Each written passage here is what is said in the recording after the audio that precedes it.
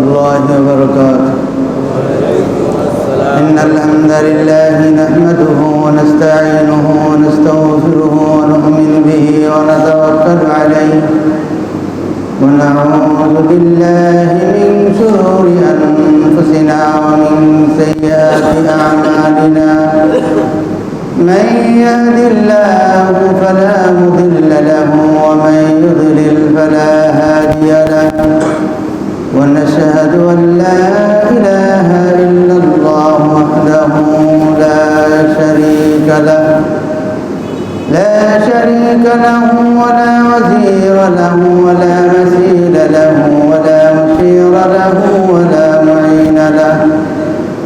ونشهد أن سيدنا وسندنا وحبيبنا وطبيب قلوبنا وطبيب أرواحنا ومرشدنا ومولانا محمدا عبده ورسوله الذي أرسله بالحق بشيرا ونذيرا وداعيا إلى الله بإذنه وسراجا وقمرا منيرا. اللهم صل على سيدنا مولانا محمد في أول كلامنا. اللهم صل على سيدنا ومولانا محمد في أوسط كلامنا. اللهم صل على سيدنا ومولانا محمد في آخر كلامنا. وصلى الله تعالى على خير خلقه محمد وعلى آله وأصحابه أجمعين. أما بعد فأعوذ بالله من الشيطان الرجيم. بسم الله الرحمن الرحيم. إن الذين قالوا ربنا الله ثم استقاموا تتنزل عليهم الملائكة ألا تخافوا ولا تحزنوا وابشروا بالجنة التي كنتم توعدون. صدق الله مولانا العظيم. وقال رسول الله صلى الله عليه وسلم: أحب الأعمال إلى الله أدومها، أو كما قال عليه الصلاة والسلام. उपस्थित मोहतरम हाजिरीन, नहायत काबिल एहतराम मुअज़्ज़ज़ मुसल्लियान किराम, अल्लाह जल्ला शानुहु लाख कोटी शुक्रिया।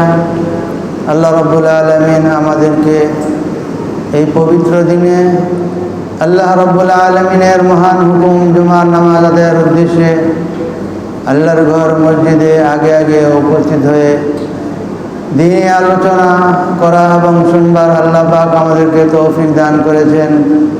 এই জন্য সকলে আমাদের হৃদয়ের অন্তঃস্থল থেকে শুকর আদায় করি, আলহামদুলিল্লাহ। আমি আপনাদের সামনে পবিত্র কোরআনে কারিমের একটি আয়াত, রাসূল সাল্লাল্লাহু আলাইহি ওয়াসাল্লামের একটি ছোট্ট হাদিস আমি তেলাওয়াত করেছি। যে আয়াত এবং হাদিসের সারমর্মের উপরে অল্প কিছু আলোকপাত আপনাদের সামনে আমি পেশ করব। হযরত মুহাম্মদুর রাসূলুল্লাহ সাল্লাল্লাহু আলাইহি ওয়াসাল্লাম খায়রুল উমাম, সাইয়্যিদুল আম্বিয়া, সর্বশ্রেষ্ঠ উম্মতের সর্বশ্রেষ্ঠ নবী, সমস্ত নবীদের সর্দার হযরত মুহাম্মদুর রাসূলুল্লাহ সাল্লাল্লাহু আলাইহি ওয়াসাল্লাম নবুয়তের প্রাপ্তির পর থেকে নিয়ে নিজের দাওয়াতি জিন্দেগীর, আমলি জিন্দেগীর যে ইস্তেকামত পেশ করেছেন, এটা হযরত আদম আলাইহিস সালাতু ওয়াস সালাম থেকে নিয়ে সমস্ত নবী আম্বিয়ায়ে কেরাম সহ হযরত রাসূলুল্লাহ সাল্লাল্লাহু আলাইহি ওয়াসাল্লামের ইস্তেকামত নজিরবিহীন। এমন কোনো নবী নেই যে নবী তার উম্মতের সামনে কষ্টের সম্মুখীন হননি, তারা পরীক্ষার সম্মুখীন হননি। হযরত মুহাম্মদুর রাসূলুল্লাহ সাল্লাল্লাহু আলাইহি ওয়াসাল্লাম তিনি বলেন যে সমস্ত নবীদেরকে যে কষ্ট দেওয়া হয়েছে, আমি একা নবীকে সেই পরিমাণ কষ্ট দেওয়া হয়েছে। এরপরেও হুজুরে আকরাম সাল্লাল্লাহু আলাইহি ওয়াসাল্লামের ইস্তিকামত, আমলের উপরে অটল থাকা, দাওয়াতের উপরে অটল থাকা, দ্বীন প্রচারের কাজে অটল থাকা। হুজুর সাল্লাল্লাহু আলাইহি ওয়াসাল্লামের এক হাদিসের মধ্যে আসছে যে শাইয়াবাতনি হুদ, কোরআন শরীফের মধ্যে একটা সূরা আছে, সূরার নাম সূরা হুদ। হুজুর বলেন যে এই সূরা হুদ আমাকে বৃদ্ধ বানায় দিয়েছে। তো মুহাক্কিকিন এবং মুফাসসিরিনদের খেয়াল যে এই সূরা হুজুর সাল্লাল্লাহু আলাইহি ওয়াসাল্লামকে কিভাবে বৃদ্ধ বানায় দিল, এর বার্ধক্য হওয়ার যে ব্যাখ্যা দিয়েছেন, যেখানে হুজুর সাল্লাল্লাহু আলাইহি ওয়াসাল্লামের পূর্বে উমামে সাবেকা পূর্ববর্তী উম্মতদেরকে আল্লাহ তাআলা যেভাবে ধ্বংস করছেন, যেভাবে তারা ধ্বংসে নিপতিত হয়েছে, আল্লাহর সাথে, আল্লাহর পাঠানো নবীদের সাথে নাফরমানির করার কারণে, এই নাফরমানির কারণে যে নাফরমানি করলে আল্লাহ তাআলা এমন আযাব নাজিল করেন যে মাটিকে, জমিনকে উলটপালট করে দেন, ঘর বাড়িকে ঝড়ের দ্বারা উড়িয়ে নিয়ে যায়, আগুনের বৃষ্টি, পাথরের বৃষ্টি, বিভিন্ন আযাব, যার ধ্বংসাবশেষ অদ্যাবধি পর্যন্ত, যেটা রাসূল সাল্লাল্লাহু আলাইহি ওয়াসাল্লামের সময়ও ছিল, আজ পর্যন্ত যার আলামত চিহ্ন রয়ে গেছে, এর বর্ণনা এই সূরা হুদের মধ্যে আছে। এই জন্য মুহাক্কিকিনে কেরাম বলেন যে এই সূরার মধ্যে যে ঘটনাগুলো বর্ণিত আছে, এই ঘটনাগুলোকে যখন অনুভব করেন, যখন এই ঘটনাগুলো স্মরণ করেন, এর চিন্তায় হুজুর সাল্লাল্লাহু আলাইহি ওয়াসাল্লাম বলছেন শাইয়াবাতনি হুদ, সূরা হুদ আমাকে বৃদ্ধ বানায় দিয়েছে। 2 নম্বর মুফাসসিরিনে কেরামের মত যে এই সূরার মধ্যে একটা সূরা আছে, একটা আয়াত আছে সর্বশেষ, আল্লাহ তাআলা আল্লাহর রাসূলকে বলছেন যে হে নবী, ইস্তাকিম কামা উমিরতা, যেভাবে তোমাকে আদেশ করা হয়েছে তার উপরে তুমি ইস্তিকামত, তার মধ্যে তুমি অটল থাকো। যে আমলকে যেভাবে করার জন্য আল্লাহ তাআলা হুকুম করেছেন, সেভাবে আমল করার জন্য তুমি অটল থাকো, ইস্তিকামত। এই যে ইস্তিকামত, এই ইস্তিকামতে আমাকে বৃদ্ধ বানিয়ে দিয়েছে। ইস্তিকামত, আল ইস্তিকামাতু ফাওকাল কিরামা, ইস্তিকামত এমন একটা আমল যে যেটা কারামতের উপরে। কারামত সহজ, কারামত প্রকাশ পাইতে পারে, কিন্তু একটা আমলের উপরে দৃঢ় থাকা, অটল থাকা, এটা বড় কঠিন। যে আল্লাহ তাআলা বললেন হে নবী ইস্তাকিম কামা উমিরতা, যেভাবে তোমাকে আদেশ করা হয়েছে সেভাবে তুমি ইস্তিকামত হাসিল করো। 3 দিন পর্যন্ত হুজুর সাল্লাল্লাহু আলাইহি ওয়াসাল্লামের ঘরে শিয়াবে আবি তালিবের মধ্যে যখন সমস্ত কুরাইশরা হুজুর সাল্লাল্লাহু আলাইহি সাল্লামের উপরে বয়কটের ডাক দিল। যে হুজুর সাল্লাল্লাহু আলাইহি সাল্লাম বলেন যে আমার কাছে 3 দিন পর্যন্ত এমন কোনো খাবার ছিল না যে মানুষ তো দূরের কথা, কোনো জানদার কোনো প্রাণী খাইতে পারে এমন খাবারও ছিল না। কোনো জানদার খাইতে পারে 3 দিন পর্যন্ত এমন কোনো খাবার ছিল না। ইস্তাকিম কামা উমিরতা, যে অটল থাকা, আমলের উপরে অটল থাকা, আমলের উপরে জমে থাকা। হযরত ওমর রাদিয়াল্লাহু তাআলা আনহু তিনি তো বলছেন যে আমাদের হালত হইল এরকম, আমরা দেশে যেটাকে শিয়াল বলে, শিয়াল যখন ধরা পড়ে অথবা মানুষের সম্মুখীন হয়, যখন সে বাধাপ্রাপ্ত হয় তখন এদিক সেদিক ছুটাছুটি করে, একবার এদিক যায়, একবার ওদিক যায়, একবার ওদিক যায়, এরকম। তা আমাদের আমলের দশা হইল যে আমাদের কোনো আমলের ভিতরে ইস্তেকামত নেই। আমাদের আমলের মধ্যে হইল ছুটাছুটি। ঈদ পরবর্তী সময়ে যে মানুষ দুনিয়ার উপরে যে ইস্তেকামত আছে এটা অনুধাবন করলে বোঝা যায় যে দুনিয়ার প্রতি কত ইস্তেকামত। মাশাআল্লাহ, রমজান মাসে সবাই আমল করছে, রমজানের ছুটিতে সবাই বাড়িতে গেছে, দেশে গেছে, বা কেউ যায়নি। যারা বাড়িতে গেছে আবার বাড়িতে কিভাবে ফিরছে, কিভাবে ফিরতেছে, 140 টাকার ভাড়া বা 150 টাকার ভাড়া বা 200 টাকার ভাড়া, 500-1000 টাকা টিকিট দিয়েও গন্তব্যে পৌঁছার জন্য প্রাণপণ চেষ্টা করে গন্তব্যে পৌঁছার চেষ্টা করতেছে এবং আসতেছে। তাতেও সম্ভব না হয়, প্রাইভেট ভাড়া নিয়ে 2-4-5 হাজার টাকা খরচ করে ঢাকায় ফিরতেছে। যে কেন? তার অফিস ধরতে হবে, তার ডিউটিতে আসতে হবে। আমার ডিউটির এত বড় দাম, এত বড় গুরুত্ব, এটার নাম হলো ইস্তেকামত। এটার নামই হচ্ছে ইস্তেকামত। সে কত দৃঢ়, কত মজবুত, যেভাবেই হোক আমাকে আমার গন্তব্যে, আমার জায়গায় আমাকে যা গিয়ে পৌঁছতে হবে। যদি না পৌঁছে তাহলে আমার চাকরির সমস্যা হবে।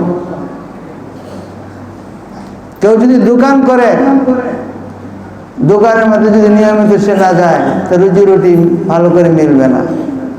সকালে গেল তো বিকালে যায় না, বিকালে গেল তো সকালে যায় না, আজকে গেল তো কালকে যায় না, কালকে গেল তো পরের দিন যায় না। এইভাবে কোনো ব্যবসা হয় না। যে কেন? যে তার এই দোকানদারির উপরে তার একশোই নেই, তার এই দোকানের উপরে তার ইস্তেকামত নেই। তাহলে এই ধরনের ব্যবসা লাটে যাবে, এই ব্যবসার দ্বারা কোনোদিন লাভবান হওয়া যাবে না। আল্লাহ তাআলা এটাই বলেন, ইন্নাল্লাযীনা ক্বালু রাব্বুনাল্লাহ, নিশ্চয় যারা বলে আল্লাহ তাআলা আমাদের রব, সুম্মাস্তাকামু, এরপরে আল্লাহর রবুবিয়তের উপরে সে ইস্তেকামত থাকে, ইস্তেকামত হাসিল করে। ইস্তেকামত কেমন? এটা আমলি জিনিস। আল্লাহ এবং তার রসুলের তরিকার উপরে অটল থাকা। যে 3 জন সাহাবী রাসূল সাল্লাল্লাহু আলাইহি ওয়াসাল্লামের দরবারে আসছেন, হুজুর সাল্লাল্লাহু আলাইহি ওয়াসাল্লামকে ঘরে পান নাই। তারা ভাবলেন যে হুজুরের বাড়িতে আসলাম, তো হুজুর সাল্লাল্লাহু আলাইহি ওয়াসাল্লামের আমল সম্পর্কে উম্মাহাতুল মুমিনিনের কাছ থেকে একটু জেনে যাই যে হুজুরের আমল কেমন, দিন রাত কেমন আমল করে। এজন্য আজওয়াজে মুতাহারাতের কাছে তারা প্রশ্ন করছেন যে হুজুর সাল্লাল্লাহু আলাইহি ওয়াসাল্লামের আমল কেমন, দিন রাত তিনি কি আমল করেন। উম্মাহাতুল মুমিনিন বলছেন তিনি রোজা রাখেন, নামাজ পড়েন, আবার মাঝে মাঝে রোজা ছেড়েও দেন, নফল রোজা, নফল পড়েন, রাত্রে আবার ঘুমান, অল্প সময় ইবাদতের মধ্যে কাটান, 5 ওয়াক্ত নামাজকে নিয়মিত পড়েন। এই 3 জন সাহাবী দেখলো যে হুজুর সাল্লাল্লাহু আলাইহি ওয়াসাল্লাম যে একদিন রোজা রাখেন আবার একদিন রোজা ভেঙে ফেলেন, আর নামাজ নফল পড়েন, অল্প পড়েন, এটা তো রাসূলুল্লাহ সাল্লাল্লাহু আলাইহি ওয়াসাল্লামের শান, যার আগে পিছের সমস্ত গুনাহ আল্লাহ তাআলা মাফ করে দিয়েছেন। এই জন্য যদি একদিন রোজা রাখেন একদিন ভেঙে ফেলেন, এটা রাসূলের শানের খেলাফ না। যদি নফল নামাজ কম পড়েন এটা শানের খেলাফ না। তিনজন আহাদ করলো, ওয়াদা করলো যে আমি জীবনেও রোজা ভাঙবো না। একজন আহাদ করলো জীবনেও আমি নফল সারা রাত আমি শয্যায় যাব না। একজনে আহাদ করলো সারা জীবনেও আমি যে মানুষের মন আল্লাহর ইবাদত থেকে ফিরায় নেয়, বৈবাহিক জীবন জিন্দেগি, ওই বিবাহ শাদী আমি করব না। তারা এই কথা বলে তারা চলে গেল। উম্মাহাতুল মুমিনিন এই 3 সাহাবার ঘটনা আল্লাহর রাসূল আসার পরে জানাইলেন।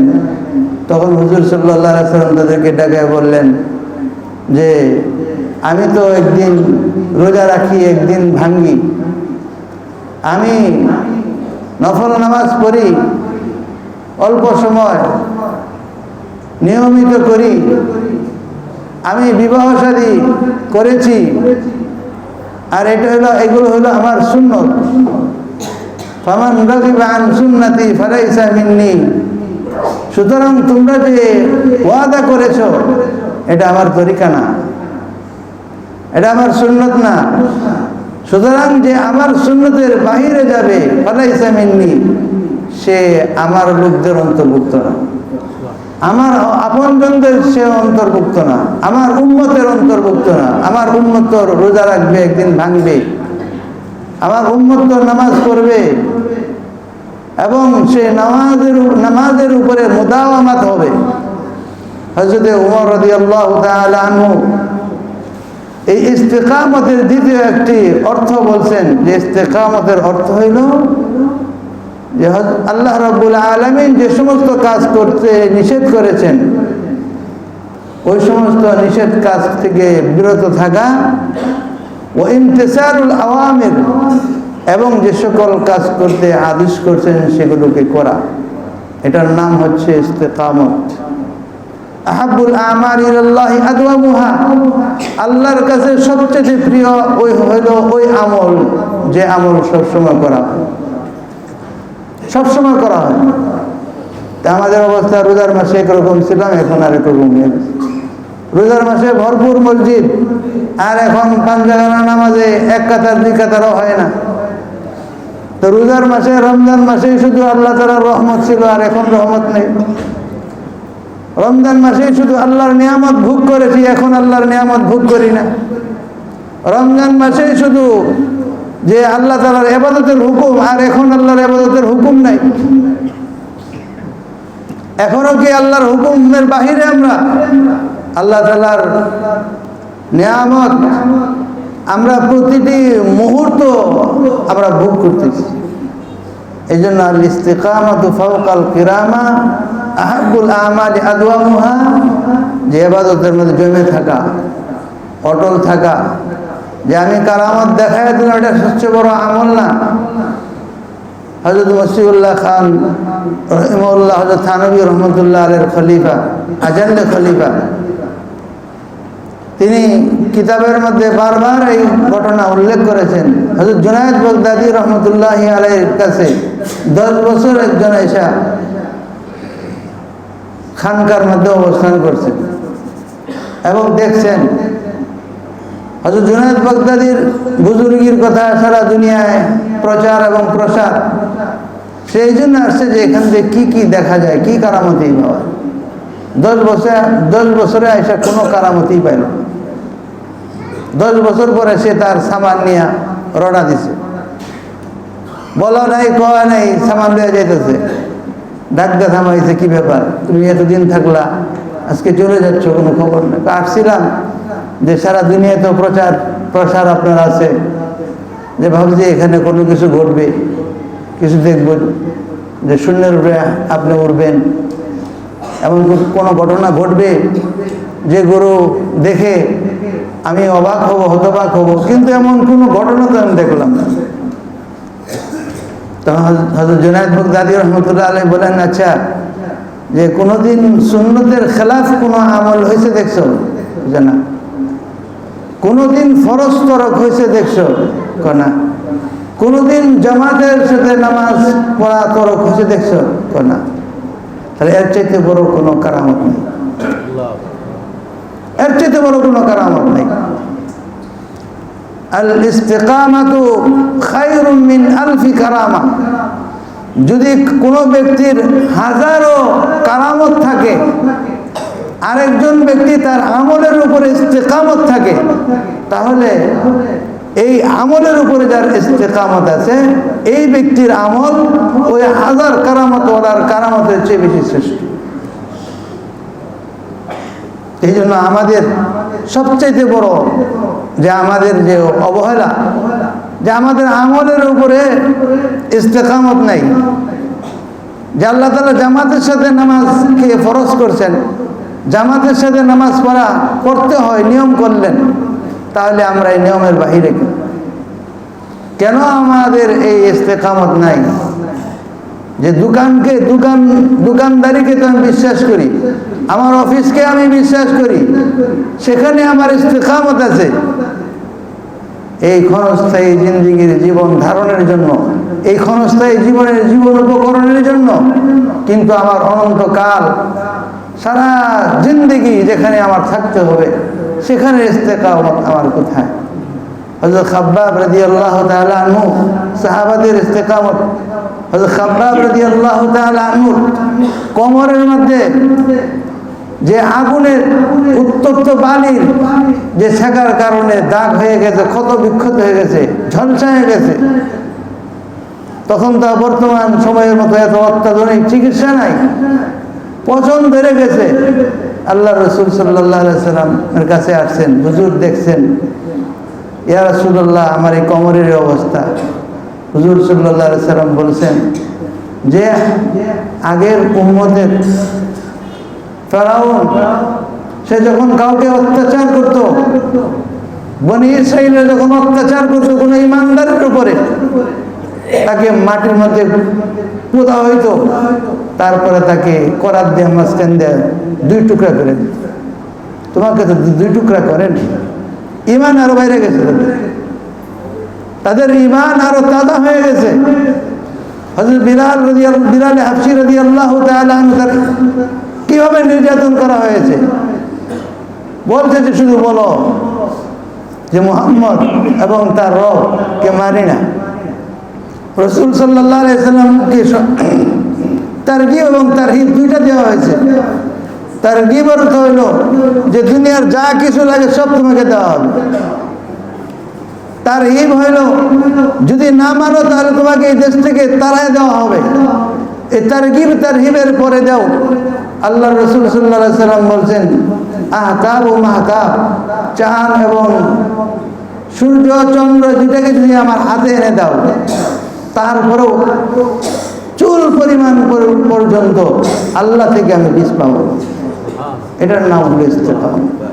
এই জন্য আমরা আমাদের আমলের প্রতি যত্নবান হই, আমাদের আমলকে মুদাওয়ামাত করি, স্থায়ী করি, নিয়মিত আমল করে যাই, ইস্তেকামত থাকি। তাহলে এই ইস্তেকামতের অনেক দাম, যেটা নবীদের সুন্নত। হযরত নূহ আলাইহিস সালাতু ওয়াস সালাম, ইব্রাহিম আলাইহিস সালাতু ওয়াস সালাম, মুসা আলাইহিস সালাতু ওয়াস সালাম, আল্লাহর রাসূল সাল্লাল্লাহু আলাইহি সাল্লাম সবাই